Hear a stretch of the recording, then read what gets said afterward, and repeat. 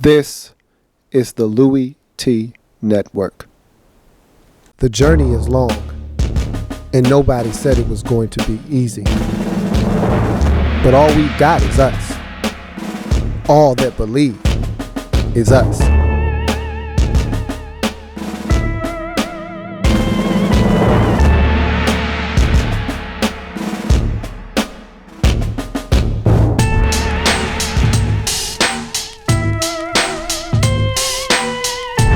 The Redskins Report.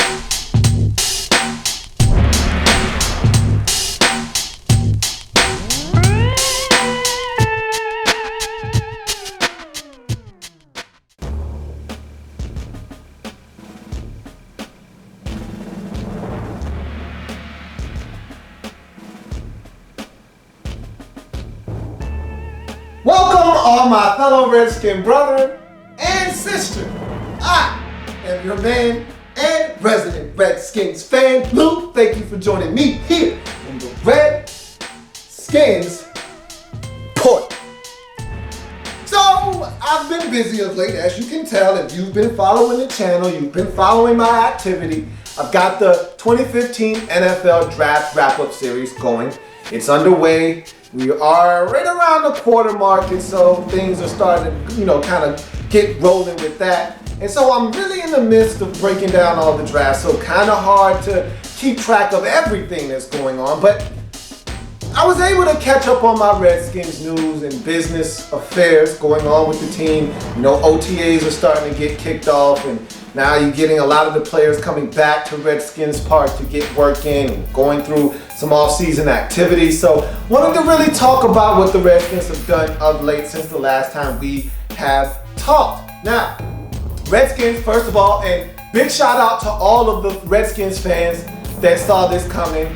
I knew of one of them, but I didn't think that the Redskins would actually take a chance and release Tracy Porter. Now, I didn't know what the financials looked like, and we're actually in a pretty good cap situation. We've got enough money, and as you can see, we've already signed all of our draft picks, so we had enough money allocated for that.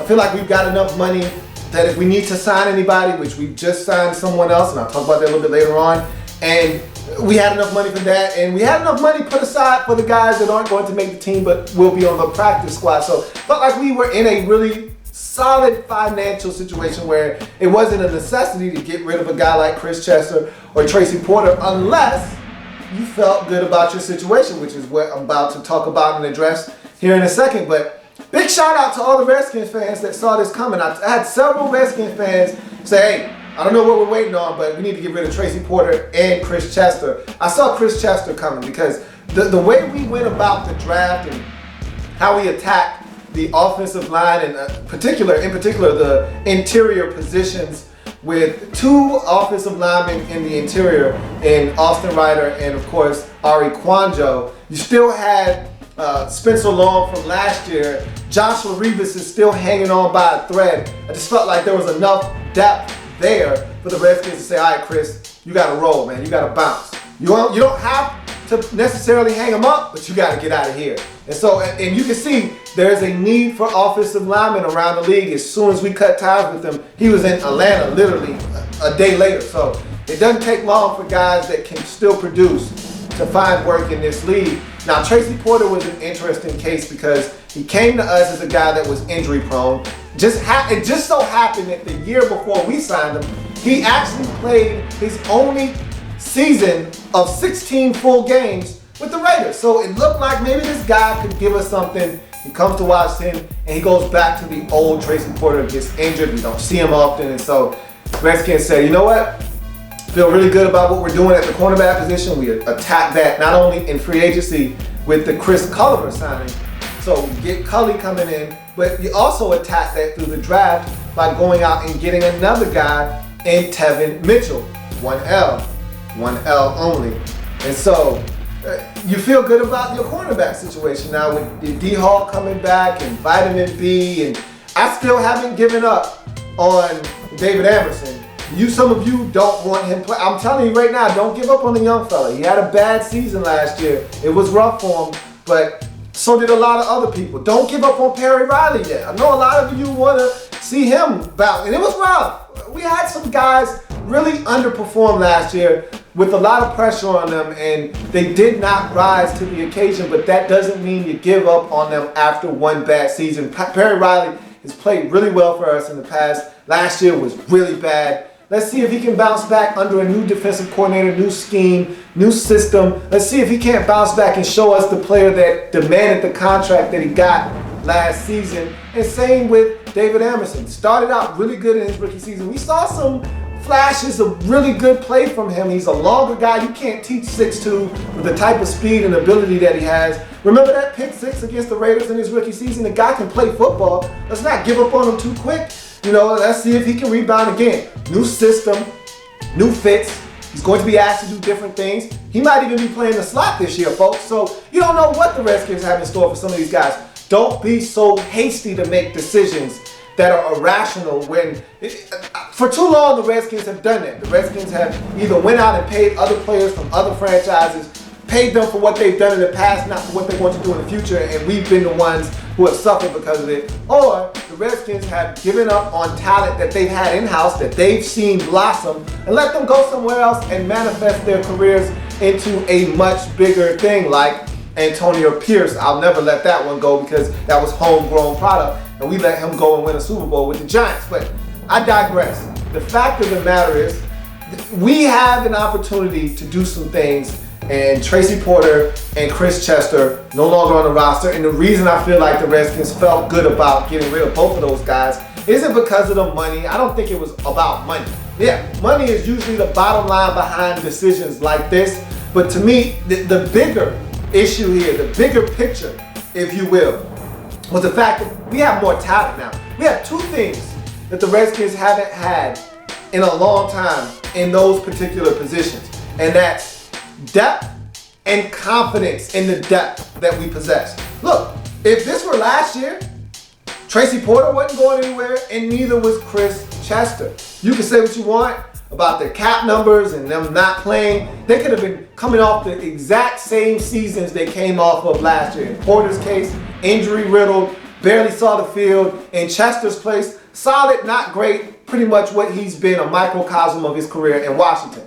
Look, if they were coming off those same exact seasons a year prior, they would still be on this roster. You know why? Because we weren't confident in the depth we had at both of those positions, being guard and at defensive back, at the cornerback position. So now that we have drafted and we've upgraded some positions through draft and free agency, the Redskins feel really good about getting rid of a guy like Tracy Porter.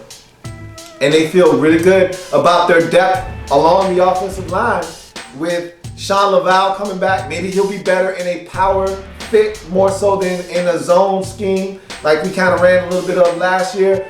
He's more of a bigger guy. I think he'll be better in this fit. And now I still don't know how he will perform because, I wasn't a huge fan of him coming to Washington because he didn't fit our scheme and he wasn't that great in Cleveland before we got him. But we'll see how he fares in a new scheme. A big, powerful guy like himself might fit great in a Bill Callahan coached offensive line, which is a power run scheme.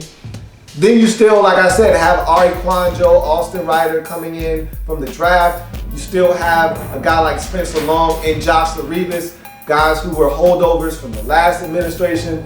And Spencer Long was a guy we drafted last year, and they said he's coming along nicely. If you want my opinion, he's going to be the one to take Chris Chester's spot in the lineup at right guard. So we'll see how everything shakes out. But that's, to me, the bigger pictures. Why those guys were released, not because of money. You can make it about a money issue if you want. We're not hurting. We're not strapped for cash. Okay? We're not jammed up against the salary cap. This was a move that was predicated by the Redskins. Their whole demeanor this year has changed because they feel like they have confidence and depth in the positions that they were able to cut those two players. So I feel good about what the Redskins were able to do there. And it makes me feel confident as a fan that you felt the need to cut those guys because you feel really good about what you've seen thus far from Spencer Long in particular at the guard position and some of the guys that have come in. D'Angelo Hall has come in and progressed nicely from the Achilles tear. And then you've got a guy like David Emerson, who, from all accounts, he's looking a lot better. And again, we're talking about no pads, t-shirt, and shorts. Everybody looks good this time of year, but I still have confidence in David Emerson. Do I want him starting? No. I think we've got two guys worthy of starting.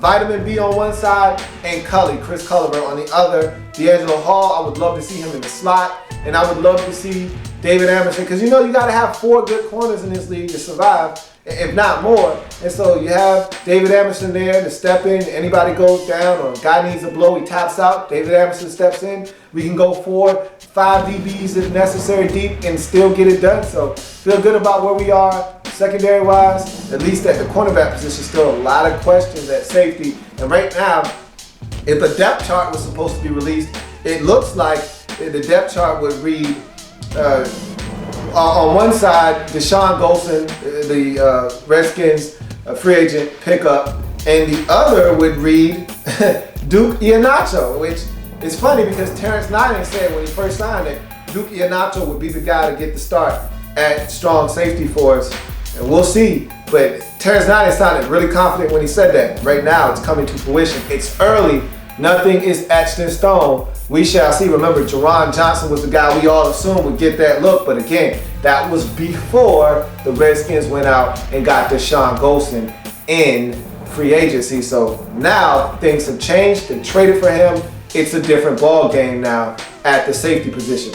Now, I got a question for you guys, and I'm looking for all the Redskins fans to chime in. And this is how this is going to work. This is the question I have for you first and foremost.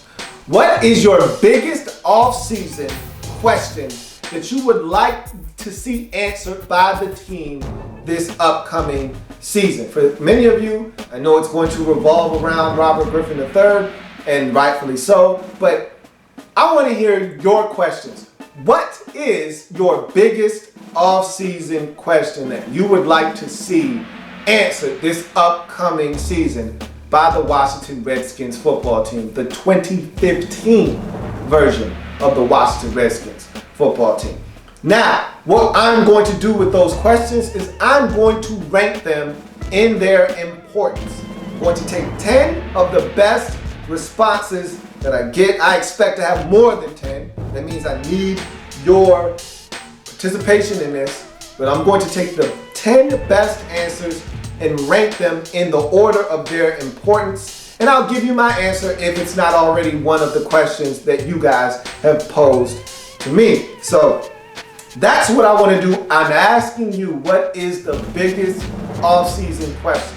Question that you may have had from last year, leaking over into this year. What is the biggest question that you want to see the Redskins answer this upcoming season as they take the field in 2015? And so, last but not least, Redskins signed defensive tackle Jarrell Poe. He's another big body, ex-Texan, ex-Kansas City Chief, looking to come in, earn a roster spot at nose tackle. Redskins can use all the beef they can get up front. You never know what's going to happen. And you know, along the defensive line, you're looking for a steady, solid rotation. The more guys you throw in there, you see what happens, you see what you've got, and then you can kind of mold and carve your roster because of what you have and what guys have shown you throughout the process. And so he's just another guy you throw in the mix and see if he's able to stick in the nation's capital. That's going to do it for me. I am a Redskins fan, etched in burgundy and gold. My Redskins spirit will never die. My Redskins spirit will never fold until we meet again. Hail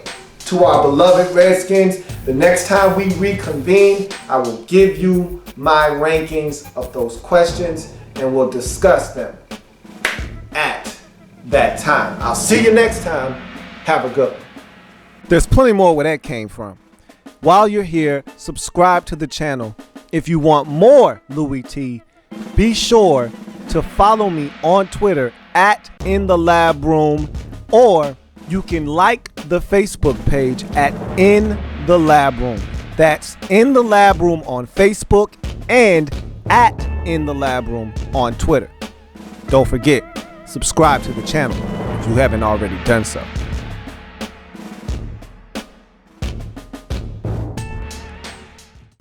The Redskins report.